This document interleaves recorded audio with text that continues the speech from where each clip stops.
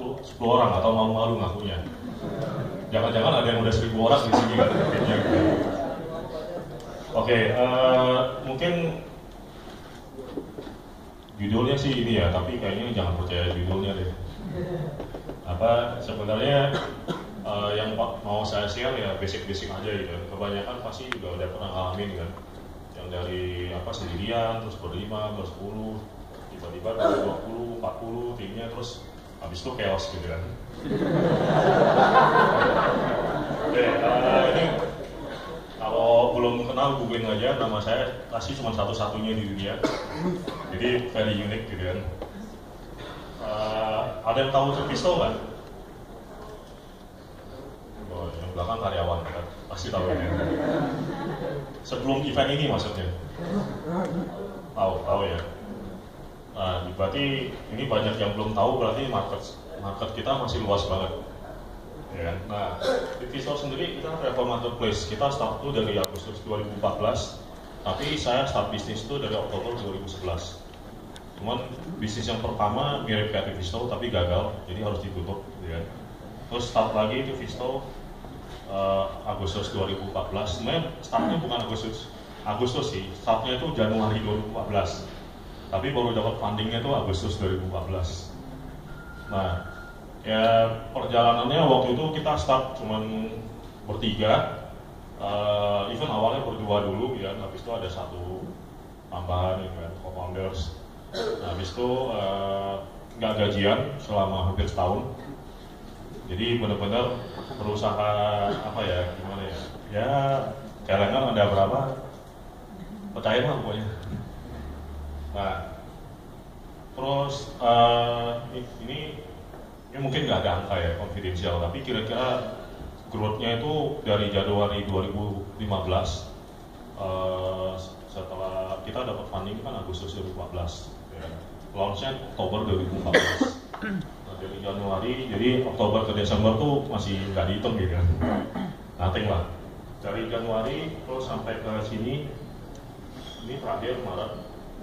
Nah, kita juga sempat struggle setahun kan, udah dapat funding aja struggle kan. Bayangin udah ada funding pun masih struggling, biarpun dari waktu kita sebelum dapat funding kita udah ada revenue kan, udah ada transaksi. Begitu dapat funding, try to figure out product market fit-nya gimana gitu kan, apa yang bisa bikin kita scale gitu kan. Nah, ternyata nggak gampang juga. Jadi funding bukan jawaban dari semuanya sebenarnya. Jawaban dari semuanya ya effort kita untuk benar-benar kita bisa talk directly to customer dengan understanding pengennya apa yang bikin mereka mau pakai produk kita, apa yang bikin mereka mau pakai gitu kan, apa yang bikin mereka mau referensi produk kita ke teman-temannya gitu kan. Nah, itu sebenarnya jauh lebih penting. Nah, tapi hari ini mungkin saya akan share dari gimana kita dari bertiga, berlima, bersepuluh, problemnya gitu kan, ber-20, terus ber-40 sekarang gitu kan. Problemnya itu apa aja sih sebenarnya gitu kan.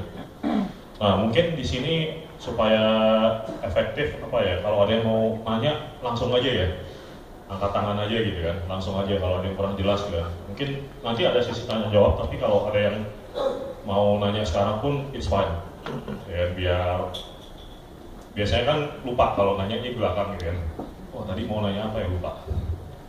Oke, setuju sampai di situ. Oke. Nah, sebenarnya startup itu kalau kita lihat banyak ada yang bilang startup tuh family gitu kan, kekeluargaan gitu kan. Jadi kalau ada yang salah nggak berapa bayar gitu kan. Bener nggak? Takut gitu kan. Nanti gimana ya kalau orang ini gua keluarin, kasihan juga ya gini gitu kan. Itu tipikal family kan. Family kan nggak mungkin anak dipecat gitu kan. Bener nggak? Nah, makanya saya suka analogiin startup tuh soccer tim bola. Ada yang suka bola nggak di sini? 2, 3. Jangan, kalau enggak sukanya apa? Sukanya bikin startup gitu kan. Oke. Nah, kalau di bola ini tugasnya si back itu ngapain sih sebenarnya? Siapa ini klub apa, ada yang tahu nggak ini klub apa? Langsung nih. Kalau fansnya Madrid nggak tahu ya. Nah, Madrid nih super tim lah semuanya gitu kan. Nah, tapi ada yang tahu nggak tugasnya back itu ngapain ya? Ada yang mau share tugasnya baik ngapain sih sebenarnya? Dia di dalam itu ngapain sih tugasnya? Mastiin buat striker lawan dari Singapura dan kalau itu nanti siapa tahu bisa ya, berarti jaga kandang lah ya. Ada lagi mungkin pendapat yang lain? Bertahan, Pak. Kenapa? Bertahan kan? Bertahan, pokoknya jangan kebobolan ya. Terus apa lagi? Satu lagi mungkin opini yang lain. Tugasnya baik apa? Kiper. Nemenin kiper. Kiper. Apa? Baris depan sebelum kiper di serbu gitu kan. Nah, ini sebenarnya terjadi sih di startup gitu kan. Banyak ada yang berpikir back itu tugasnya jaga belakang, striker tugasnya nge-clear gitu kan. Terus yang di tengah tugasnya ngoperin gitu kan. Nah, di startup juga sama. Kalau ditanya marketing tugasnya apa? Tugasnya apa? Marketing ngapain sebenarnya jobnya? Jualan gitu kan. Terus engineer ngapain? Engineer coding kan. Terus, nah kebanyakan kita terlalu fokus ke jobnya masing-masing gitu kan. Padahal di startup sebenarnya di bola ini ya kita lihatnya bola ya. Back itu tugasnya apa? Menangin gamenya. Striker itu tugasnya menangin gamenya. Ya kan, pemain yang di sayap itu tugasnya menangin gamenya. Ya kan, bukan yang dilihat itu tugasnya masing-masing gitu kan. Tapi tugas inti yang paling single pointnya itu menangin gamenya kan, benar nggak? Baik kalau jaga gawang doang, terus kalau nggak menang gimana? Percuma kan? Nah ini yang sebenarnya terjadi gitu kan. Jadi banyak fenomena di awal, kayaknya tahun 2015 ya, lagi hype gitu kan, 2014, 2015 banyak startup yang dapat funding. Yang terjadi apa? Beli pemain kan. Wah, hijack lah nih dari KMK kan, engineer-nya jagoan. Terus hijack lagi dari mana kan? Dari Ice House gitu kan. Ini engineer-nya top semua gitu kan. Hijack lagi dari mana gitu kan? Oh si ini nih VP engineer dari sini gitu kan. Pasti kalau dia join, pasti kita langsung legit gitu kan. Benar nggak? Kepikirannya itu nggak? Tapi actually game-nya tuh bukan di startup, bukan buying the players, tapi buying the winning. Gimana kita bisa menang gitu kan. Dan kadang apa ya, tim yang semuanya rockstars belum tentu efektif dan gak efisien juga, udah pasti kan, cost-nya kan pasti tinggi sekali gitu kan. Nah gimana kita dengan yang nggak ada funding atau malah fundingnya pas-pasan, uangnya pas-pasan, tapi bisa menang. Nah ini yang pentingnya kesadaran apa ya, di satu tim itu ya kayak tadi, back itu tugasnya bukan ngejagain gawang, tapi menangin gamenya. Make sure kita menang, make sure Real Madrid menang gitu kan. Itu sih. Nah untuk make sure supaya menang apa? Ya dia akan berusaha lah. Oh kadang terpilih-pilih lari ke tengah gitu kan. Gak cuma mikirin belakang, benar nggak? Nah itu baru back yang jagoan. Larinya dari ujung ke ujung gitu kan. Kadang jadi striker. Nah itu spirit yang dibutuhin di startup gitu kan. Daripada cuma mikir, oh marketing ngapain? Oh kerjaan SEM, SEO gitu kan. Terus apa lagi Facebooknya, udah gitu aja. Datangin traffic 100.000, 1 juta visitor, that's it. Habis itu dia nggak peduli gitu kan, ada yang beli atau enggak. Dan habis itu dia nggak mau kerjain yang lain kan, dia nggak mau survei ke customer gitu kan, tanya kenapa nggak beli ya. Nah itu mindset yang sangat besar kan. Dan apalagi misalnya begitu dapat funding, oke gue beli semua apa istilahnya talent-talent yang bagus gitu kan. Hire VP marketing dari sini, VP engineer dari sini gitu kan. Dan deretan tato-tato yang kayaknya keren-keren gitu kan. Akhirnya apa? Tutup. Nah, ini yang saya ngerasain waktu hiring ya. Waktu hiring itu kita ketemu banyak banget kandidat. Tapi so far, kalau untuk startup ya terutama di stage yang belum scaling gitu kan, belum sampai 1.000 atau 2.000 atau 3.000 atau 10.000 karyawan. Kira-kira ya kalau masih 100-an tuh masih inilah, early lah gitu kan. Itu experience tuh benar-benar overrated. Di startup kita hiring, di Visto hiring kita jarang lihat experience gitu kan. Experience itu contohnya gini, ya itu kayak tadi title-nya VP Engineer. Di mana kan dulu pernah di LinkedIn, di Microsoft gitu, terus pindah kemana gitu kan. Nah itu experience gitu kan. Nah sebenarnya waktu di startup yang dibutuhin apa? Apakah VP Engineer-nya atau butuh apa sebenarnya? Butuh yang bisa coding dan bikin solusi kan. That's it. Nggak butuh title-titlenya itu sih, nggak butuh experience-nya yang aneh-aneh. Dia bisa develop solusi nggak? Itu aja sih. Nah makanya jangan pernah tergiur dengan experience. Nggak guna beneran kalau untuk di early stage sih kan. Cari yang lebih bisa multitasking, lebih agile gitu kan, lebih fleksibel gitu kan. Ya dari back sampai jadi striker bisa gitu kan. Nah cari yang kayak gitu sih.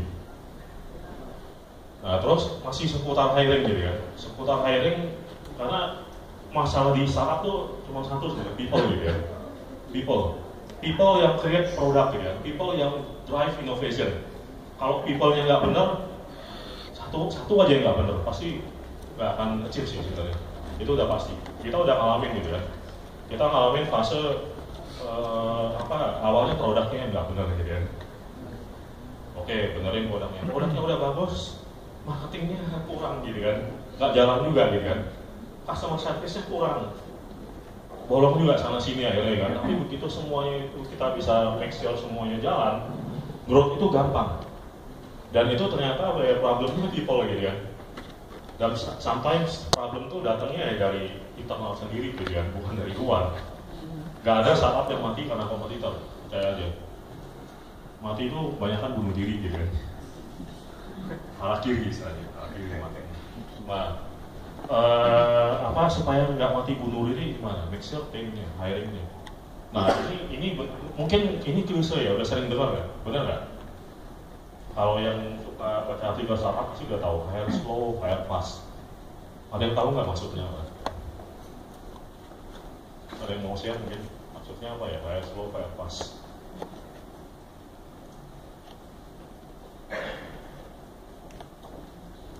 Jadi ya yang kita ngerasain ya dari Visto kemarin, kita waktu dapat funding itu, waktu si funding awal kita nggak langsung hire sih, even untuk hire the first employee itu butuh waktu 4 bulan. Bayangin begitu dapat duit kan, the first employee itu 4 bulan baru masuk ya, karena kita harus figure out dulu kalau dia masuk gimana ya, ngapain ya, apa yang dia kerjain gitu ya, terus gimana dia bisa efisien, nggak cuma asal hire gitu ya.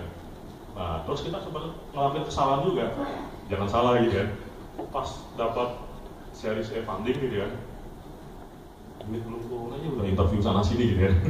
Karena panik, ada feeling untuk apa ya, mau scale cepat gitu ya, ternyata salah.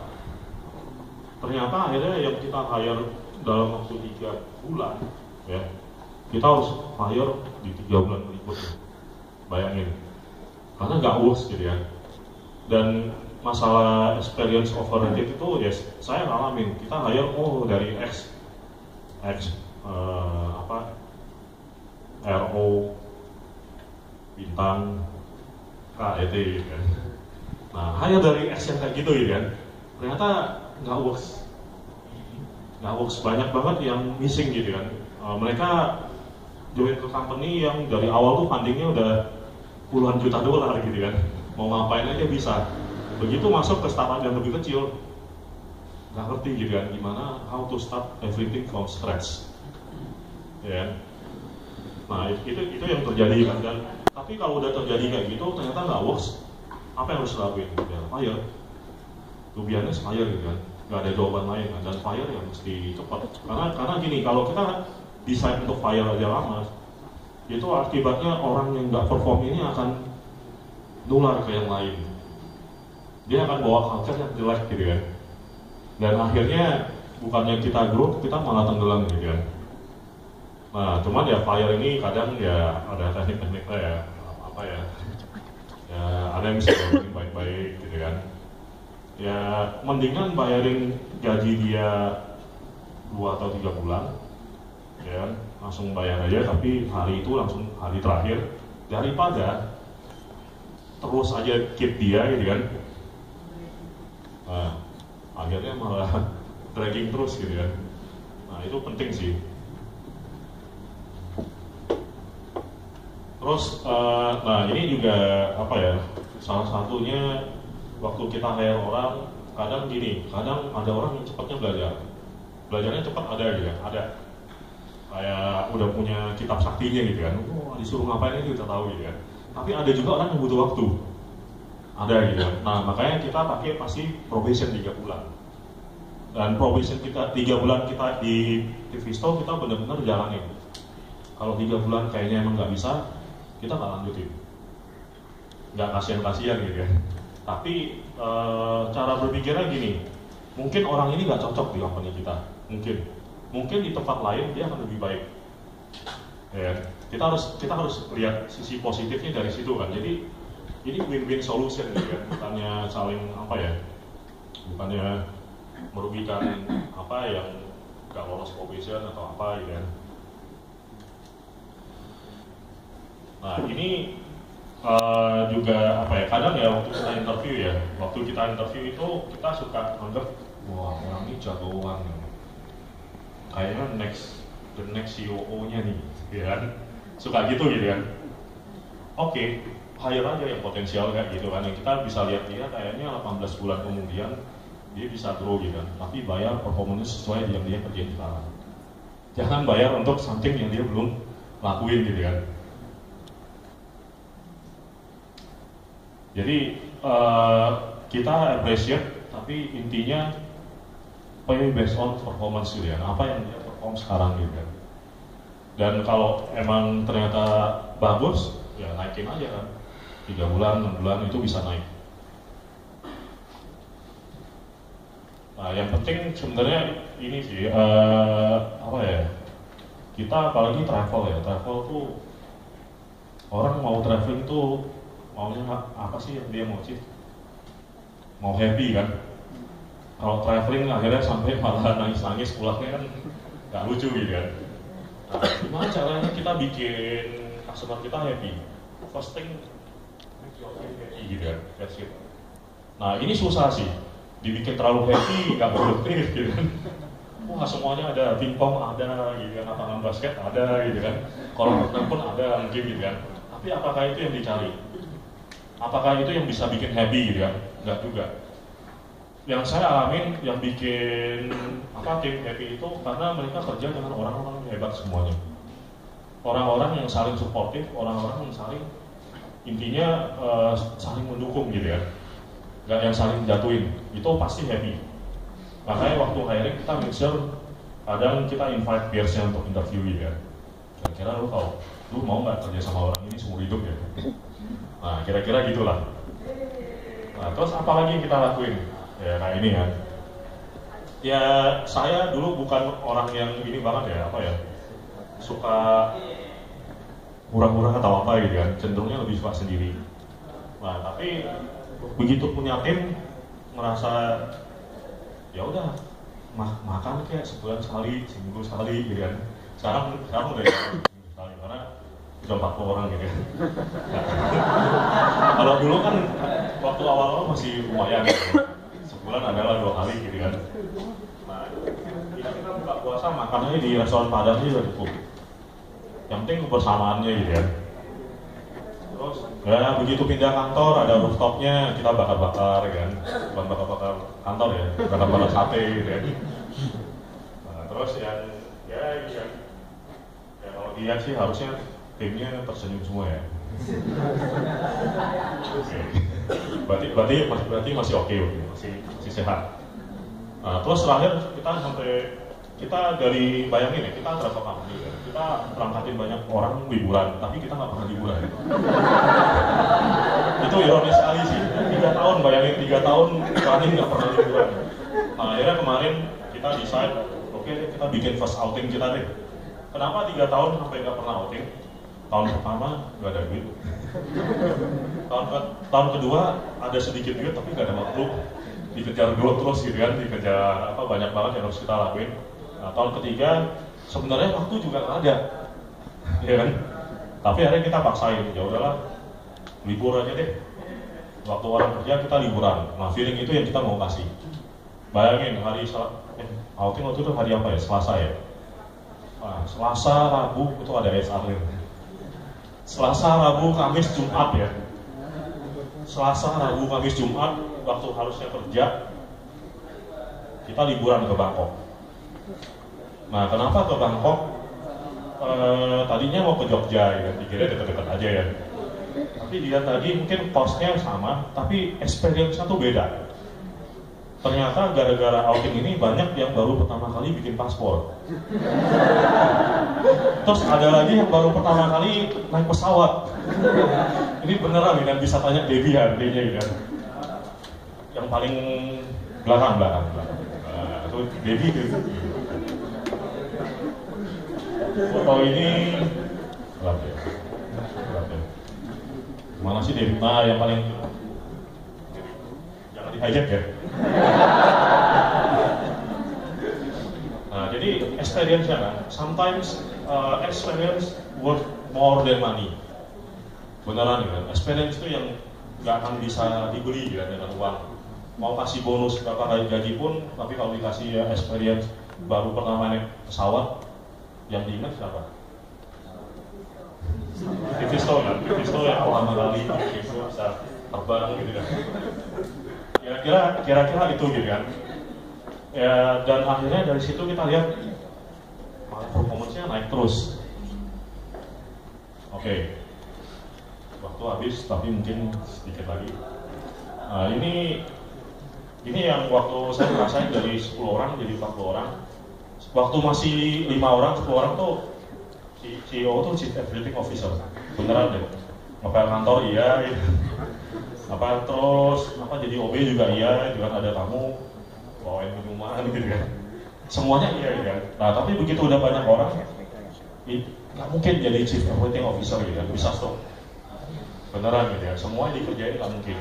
Dari 40 orang saya paling manage yang direct report tuh 6. Ya, 6. Karena kenapa?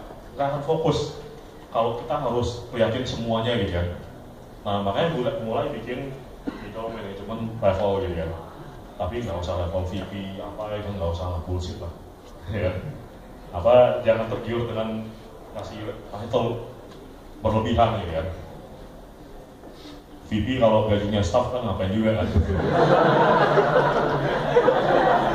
Mendingan staff gajinya VP kan, bener kan? Nah, terus ini yang penting, jangan bermain dengan playbooknya kompetitor. Kompetitor tuh bisa siapa aja sih. Kompetitor tuh termasuk startup baru yang dapat funding gede. Ya kan? Nah, jangan ikutin mereka. Kalau mereka hire dari misalnya dari McKinsey, BCG, bla bla bla gitu kan, dari Microsoft, dari mana-mana gitu kan. Kalau kita belum sanggup, jangan. Beneran kan? Karena itu just kill us faster. Actually kan, karena gamenya kita sama dia tuh beda gitu kan. Dan ini yang paling penting, always set the bar high. Ya, Tivisto ada untuk menang gitu kan, win the championship di level gitu kan. Bukan cuma untuk jadi pengisi doang gitu ya. Dan untuk bisa winning the game, ya ini sih. Changing game-nya apa gitu kan, ikutin aja pokoknya. Tivisto bikin apa gitu kan, nextnya kan. Intinya kita mempermudah gitu kan, orang untuk traveling gitu kan, dan semurah mungkin. Intinya di situ. Oke, mungkin sorry. Jadi mungkin itu sharing dari saya ya. Mungkin intinya ini pengalaman saya, mungkin nggak bisa 100% dipakai, kan? Build your own playbook, gitu kan? Oke, thank you, sekian dari saya.